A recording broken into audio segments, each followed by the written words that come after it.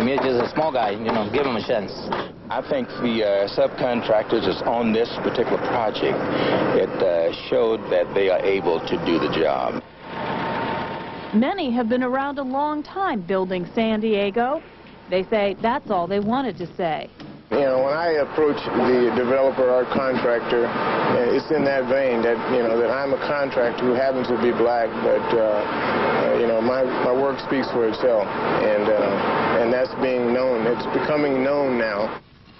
And now black subcontractors have 3 or 4 projects in sight, projects they will be building in the neighborhood.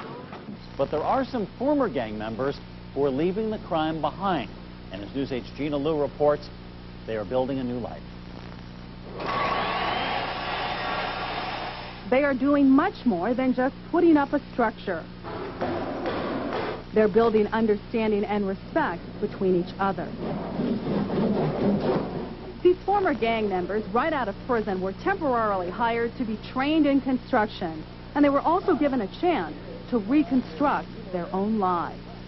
I never thought I'd have this type of opportunity. Especially a young man like myself, you know, young gangbanger, you know what I mean, doing nothing, no skills. Now, man wants to have skills. He wants to be able to support his family now. This way about 8 inches. A lot of us is going to jail, you know what I'm saying, going to the pen, and there's no way out for them. You know what I mean? So I'm showing them that there is a way out. There is something that they can do. All they have to do is just be productive, ready, and willing to learn. With this apprenticeship thing that we're working with right now, it's putting us to where we're productive. We want to stay productive, keep our mind moving, and so we can do something positive in our communities and be role models in our own community. And that's what I want to do. Initially, 25 teens and young adults were brought in on this construction project. Of those, 8 have been chosen to be apprentices. It shows that African Americans are just as constructive and they can do just as much as anyone else. So that I'm here today to say to the fathers of this city, to the Honorable Stevens, and to all of the people that helped,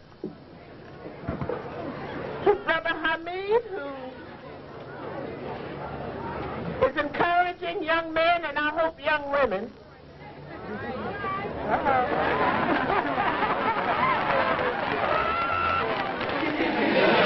Yes, Madam Secretary, on behalf of the Black Contractors Association of San Diego, my colleagues and I would like to present to you a token of appreciation for the work you have done.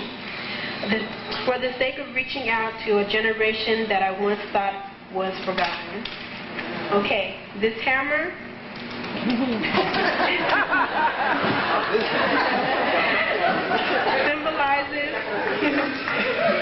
symbolizes the building of our nation.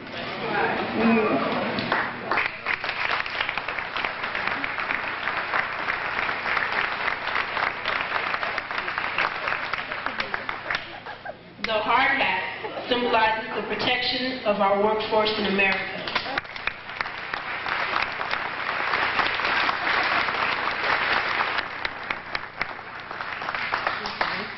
The toolbox symbolizes the accessories it takes to build a strong generation and generations to come.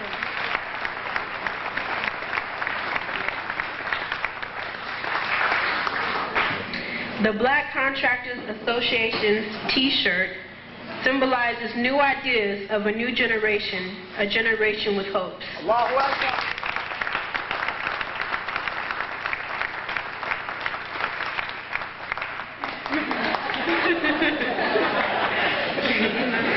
And the flower symbolizes a woman with a colorful spirit of beauty, courage, grace, strength, and the tenacity to ride the waves of our towering economy and successfully blossom to this.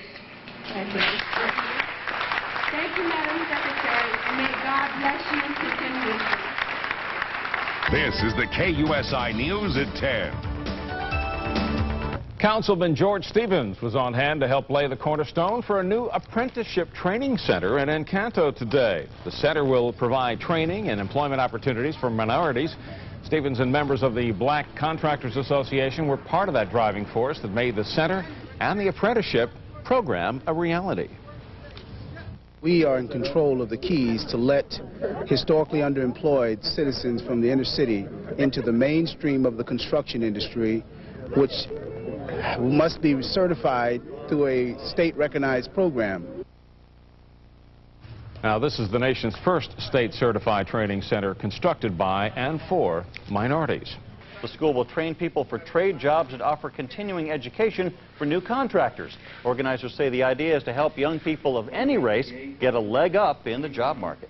We spend too much time thinking about color instead of education and getting people to be able to go out and make a living for themselves.